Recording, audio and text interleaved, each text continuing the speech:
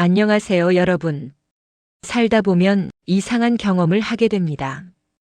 그렇게 애써 다투고 목소리를 높이고 끝까지 이겨보겠다고 버텼는데 정작 남는 것은 승리의 기쁨이 아니라 허탈함입니다. 그리고 더 시간이 지나면 이런 생각이 들기도 합니다. 그 사이 정작 좋은 자리는 다른 사람이 가져갔구나.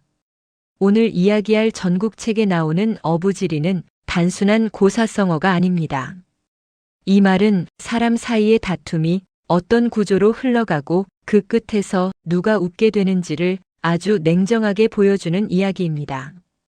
전국책이 기록된 전국시대는 말 그대로 다툼이 일상이던 시대였습니다. 하나의 강대국이 질서를 잡은 시대가 아니라 여러 나라가 비슷한 힘을 가지고 서로를 견제하며 끊임없이 맞부딪히던 시기였습니다. 전쟁은 특별한 사건이 아니라 언제든 벌어질 수 있는 일상이었고 외교와 책략은 전쟁만큼이나 중요한 수단이었습니다. 이 시대의 다툼은 단순히 군사력의 충돌이 아니었습니다. 칼보다 앞서는 것은 말이었고 힘보다 먼저 움직이는 것은 계산이었습니다. 한 나라의 사신이 어떤 말을 하느냐에 따라 전쟁이 시작되기도 했고 반대로 멈추기도 했습니다.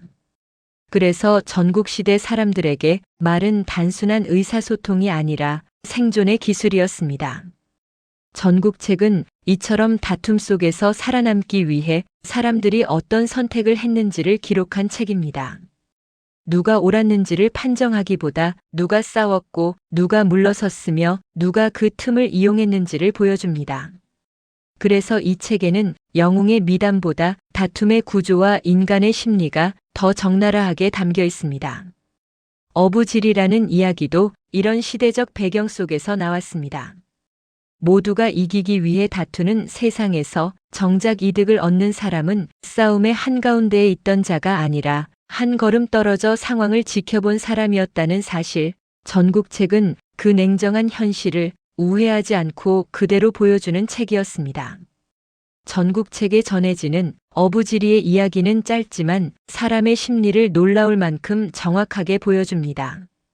어느 날 강가에서 도요새 한 마리가 조개를 발견합니다. 먹잇감을 놓칠 수 없었던 도요새는 조개를 향해 부리를 쪼아댔고 그 순간 조개는 껍질을 꼭 닫아 도요새의 부리를 물고 놓아주지 않습니다.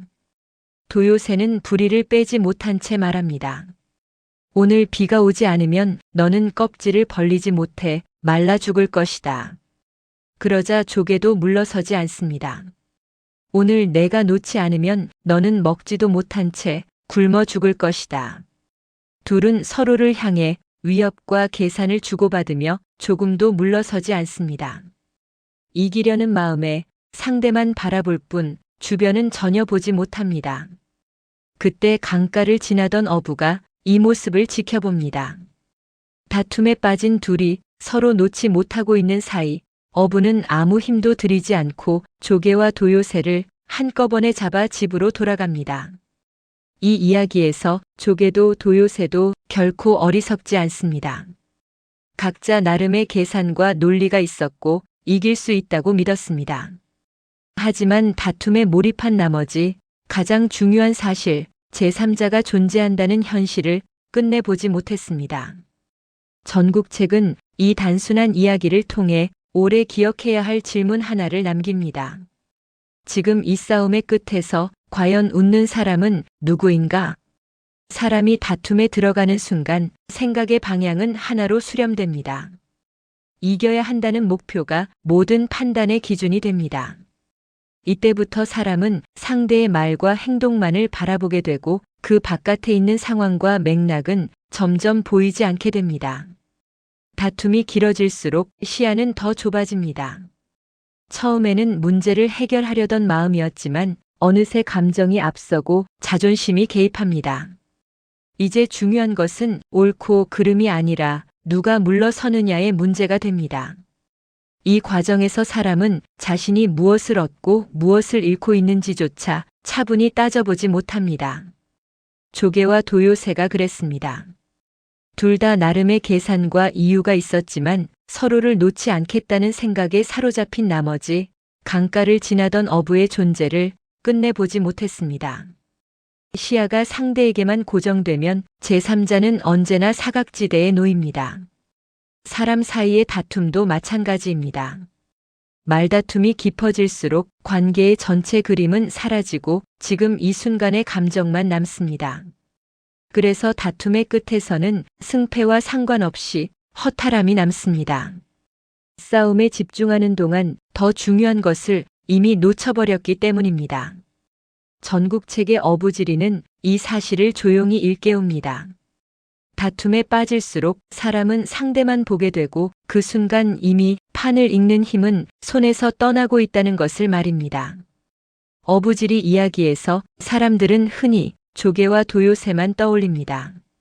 하지만 이 고사의 핵심은 그들보다 조용히 등장한 어부에게 있습니다.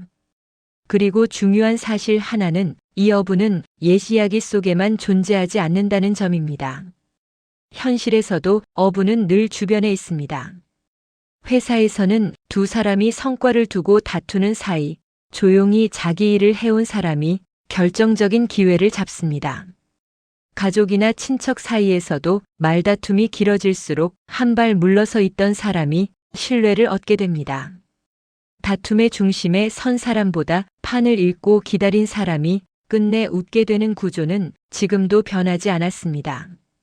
어부는 힘이 세서 이긴 사람이 아닙니다. 말이 많아서 주목받은 사람도 아닙니다.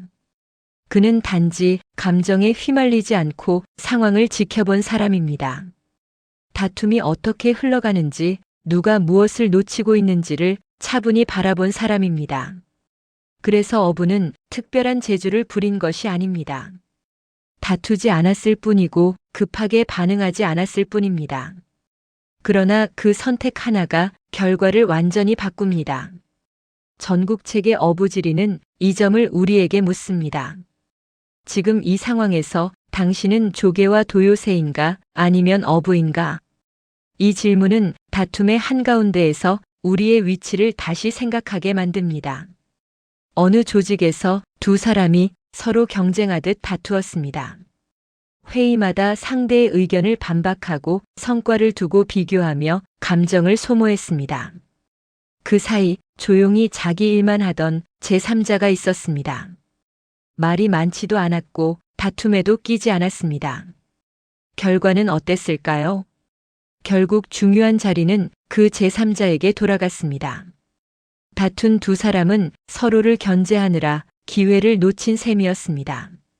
어부는 싸울 이유가 없었습니다. 조개와 도요새가 서로를 물고 놓지 않는 순간 승패는 이미 다툼이 아닌 시간의 문제가 되었기 때문입니다. 어부는 그 사실을 가장 먼저 알아본 사람입니다. 어부는 자신의 힘을 과시하지 않았고 판에 끼어들지도 않았습니다. 그는 단지 상황이 어떻게 흘러갈지를 차분히 지켜보았습니다. 감정이 격해질수록 판은 스스로 무너진다는 것을 알고 있었기 때문입니다. 그래서 어부는 싸움의 한복판에 들어가지 않고 다툼이 끝날 때를 기다렸습니다. 전국책이 전하는 지혜는 분명합니다. 모든 상황에 즉각 반응할 필요는 없으며 때로는 참는 사람이 아니라 읽는 사람이 이긴다는 사실입니다. 관계 속에서도 어부지리는 자주 일어납니다. 특히 가까운 사이일수록 그렇습니다. 가족 모임이나 오래된 지인 사이에서 사소한 말 한마디로 감정이 격해지고 서로의 말꼬리를 잡으며 논쟁이 길어지는 장면은 누구나 한 번쯤 겪어봤을 것입니다. 이때 흥미로운 점은 다툼에 직접 나선 두 사람보다 옆에서 조용히 지켜보던 사람이 오히려 관계의 중심에 서게 된다는 사실입니다. 말다툼에 끼어들지 않고 누구의 편도 들지 않으며 상황이 가라앉을 때까지 기다린 사람 말입니다. 싸움이 끝난 뒤 사람들은 자연스럽게 그 조용했던 사람에게 마음을 엽니다. 그래도 그 사람은 침착했지. 괜히 말을 키우지 않았잖아. 이런 평가가 뒤따릅니다. 관계 속의 어부지리는 누군가를 이겨서 얻는 것이 아니라 감정을 키우지 않아서 얻게 되는 신뢰입니다. 전국책의 어부지리는 그래서 인간관계에서도 지금도 그대로 작동하고 있습니다.